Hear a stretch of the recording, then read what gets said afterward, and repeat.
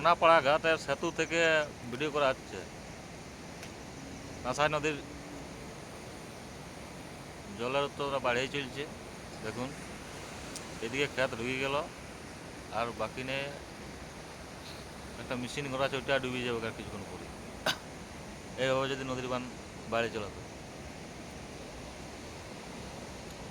এদিকে আমি আর ভাগিনা এসেছি দেখতে, গাড়ি এখানে রাখা আছে ব্রিজ থেকে। এদিকেও প্রায় ক্ষেত ঢুকে গেছে। আমাদের সীতা মায়ের একদম পুরা পাথর কিছু নয় দেখায়, একদম পুরা ডুবে গেছে। এদিকে একদম কালীপুরে ঘাট টক্কর দেখাচ্ছে দেখুন, পুরা ফুল ফুল পানি আছে।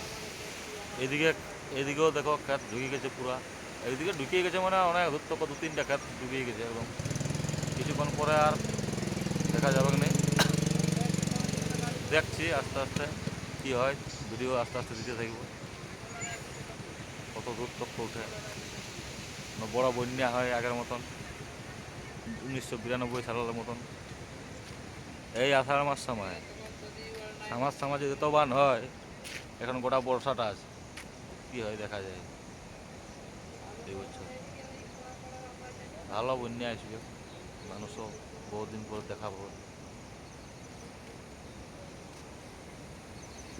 সোনাপাড়া নদীর সেতু একদম পুরা আসা যাওয়া চলছে, কোনো অসুবিধা নেই। গাড়ি 4 চাকা 5 চাকা যা আনবে, 4 চাকা 10 চাকা